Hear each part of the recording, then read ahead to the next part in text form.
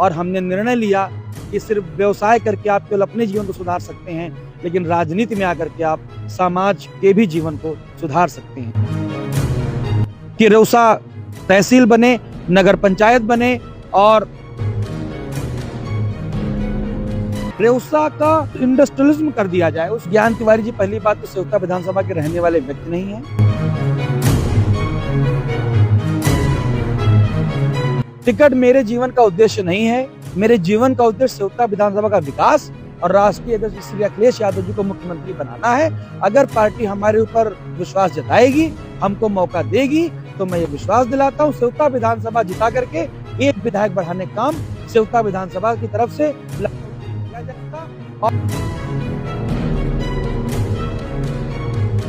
सेवता विधानसभा को अब मुख्तार अनीस वाली राजनीति की आवश्यकता है, जो सिर्फ विकास पर केंद्रित हो। एक के बाद एक हो रहे चुनाव राजनीति को और दिलचस्प बना रहे हैं। फिर वो चाहे हाल ही में संपन्न हुआ बिहार का विधानसभा चुनाव हो या फिर उत्तर प्रदेश में आने वाला विधानसभा चुनाव। आपको बता दें कि 2027 में विधानसभा चुनाव होना है, लेकिन उससे पहले पंचायत चुनाव होंगे। लेकिन इन दोनों चुनावों को लेकर के जो संभावित प्रत्याशी हैं, जो दावेदारी कर रहे हैं, वो अभी से तैयारियों में जुट गए हैं। हमारे साथ बातचीत करने के लिए मौजूद है जो लोकसभा 2024 में चुनाव प्रभारी बनाए गए थे और इस बार भी विधानसभा चुनाव की तैयारी में जुटे हुए हैं। हम बातचीत करेंगे राहुल शुक्ला जी से। राहुल जी, आपका पहले तो वीटीवी न्यूज पर बहुत बहुत स्वागत। बहुत बहुत धन्यवाद, बहुत बहुत धन्यवाद। जैसे कि जानकारी मिल रही है कि विधानसभा चुनाव भी 2027 में होना है और आप सेवता विधानसभा से इस बार प्रत्याशी पद के लिए तैयारी कर रहे हैं। जनता, वहां की जो सेवता विधानसभा की जनता है, वो कहीं ना कहीं आप अगर तैयारी कर रहे हैं तो आपके बारे में भी जानकारी चाहती है। हालांकि आप निवासी हैं, भूमि है तो जानते होंगे, लेकिन एक परिचय आपका चाहते हैं। देखिए, मेरा जन्म हमारी गृह विधानसभा के गांव रेउसा ब्लॉक के गांव किशोरगंज में हुआ। हमारा खानदान हमेशा से राजनीतिक रहा।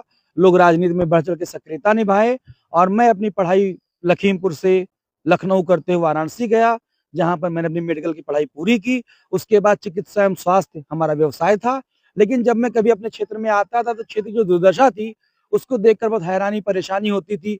मैं, मेरी बेटी, मेरी पत्नी तो बहुत अच्छे कपड़े और संसाधनों से संपन्न लोग थे, लेकिन क्षेत्र के अन्य लोग जिस गरीबी के दौर से गुजर रहे थे वो देख करके आत्मा को बड़ा कष्ट हुआ और हमने निर्णय लिया कि सिर्फ व्यवसाय करके आप केवल अपने जीवन को सुधार सकते हैं, लेकिन राजनीति में आकर के आप समाज के भी जीवन को सुधार सकते हैं।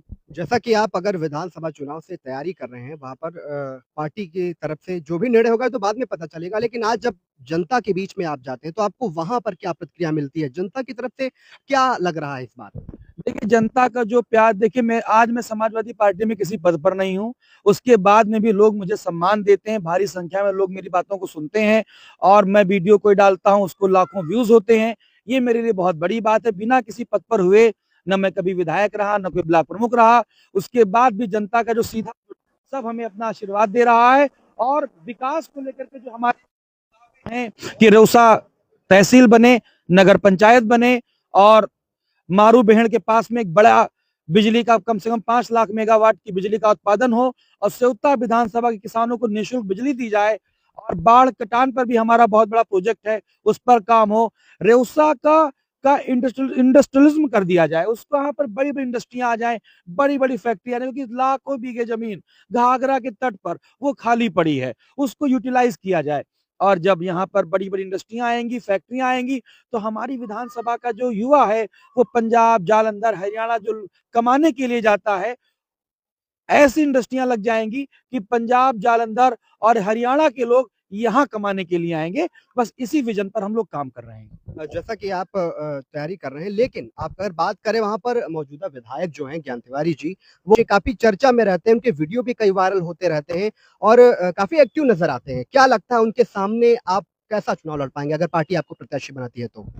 देखिए, ज्ञान तिवारी जी पहली बात तो सेवता विधानसभा के रहने वाले व्यक्ति नहीं है और दूसरी बात है कि जैसे हम लोग बनारस गए तो बनारस हमारे टूरिस्ट प्लेस था, हम वहां रहे, पैसा कमाए, फिर वापसी हमने कहा कि सेवता विधानसभा में।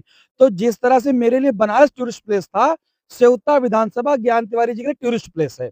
सेवता विधानसभा के अंदर अगर विकास की बात की जाए, औद्योगिकरण की बात की जाए, तो ऊंट के मुंह में जीरा भले कह दिया जाए, बाकी हमें कहीं सेवता विधानसभा में विकास नहीं दिखाई देता है। रही बात ज्ञान तिवारी जी की, तो जब से मैंने क्षेत्रीय भ्रमण अपना तेज किया है, लगातार मैं किसान का मुद्दा हो, सरकारी धान की खरीद हमारे यहाँ नहीं हो रही है, लड़कियों की शिक्षा के लिए कोई girls inter girls degree college नहीं है, हमारी पूरी विधानसभा में कोई सरकारी डिग्री कॉलेज नहीं है। शिक्षा की बात करें, स्वास्थ्य की अगर बात करें, तो एक अल्ट्रासाउंड की कीमत रौसा सीएचसी के अंदर 800 रुपए है।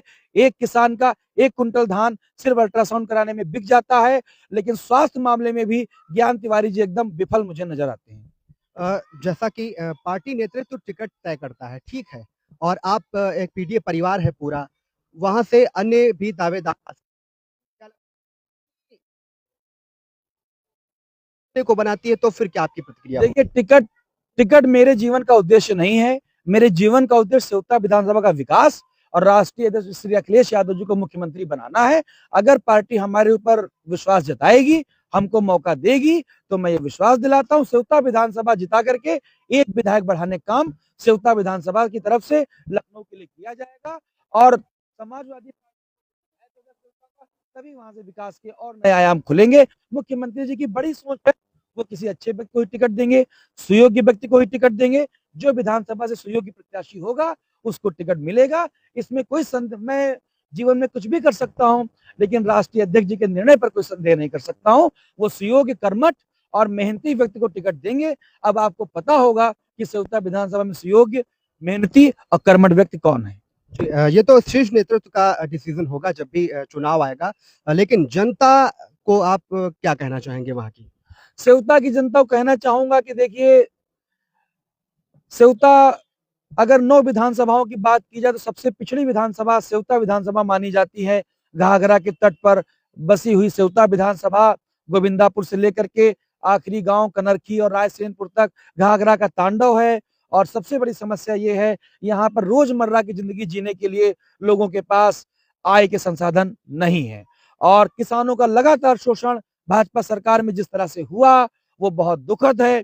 और उसके बाद ज्ञान तिवारी की जनहित के मामलों में निष्क्रियता और सिर्फ हिंदू मुस्लिम मामले को बढ़ा चढ़ा करके पेश करना, ये सेवता विधानसभा का दुर्भाग्य कहा जाएगा। मैं तो यही कहूंगा, सेवता विधानसभा को अब मुख्तार अनीस वाली राजनीति की आवश्यकता है, जो सिर्फ विकास पर केंद्रित हो। स्वर्गीय रामलाल राही की राजनीति की आवश्यकता है, महेंद्र वर्मा, स्वर्गीय महेंद्र वर्मा जी की राजनीति की और स्वर्गीय रामपाल यादव की राजनीति की आवश्यकता है। और जिसके नेतृत्वकर्ता स्वयं श्री अखिलेश यादव जी हो, तब सेवता विधानसभा का विकास निश्चित है। कम से कम अलग से सेवता विधानसभा के लिए विशेष पैकेज आवंटित किया जाए, अलग से विशेष पैकेज बनाया जाए, जो सेवता वासियों के विकास को आगे बढ़ाने का काम करे। बिल्कुल, बात हो रही थी सेवता विधानसभा की, आने वाले चुनाव की, और आपको बता दें कि 2027 में विधानसभा का चुनाव होना है और पार्टियां अभी से तैयारियों में जुट गई हैं, फिर वो चाहे समाजवादी पार्टी हो या फिर भारतीय जनता पार्टी या फिर कांग्रेस पार्टी। आपको बता दें कि सभी पार्टियां वहां पर तैयारी कर रही हैं, और ऐसे में आपको बता दें कि हमारे साथ अभी बातचीत कर रहे थे राहुल शुक्ला जी, जिनको लेकर के हमने बातचीत करी। आपको बता दें कि वो 2027 में विधानसभा चुनाव को लेकर के तैयारी में जुटे। फिलहाल पार्टी किसे अपना प्रत्याशी बनाती है, ये तो फिलहाल वक्त ही बताएगा।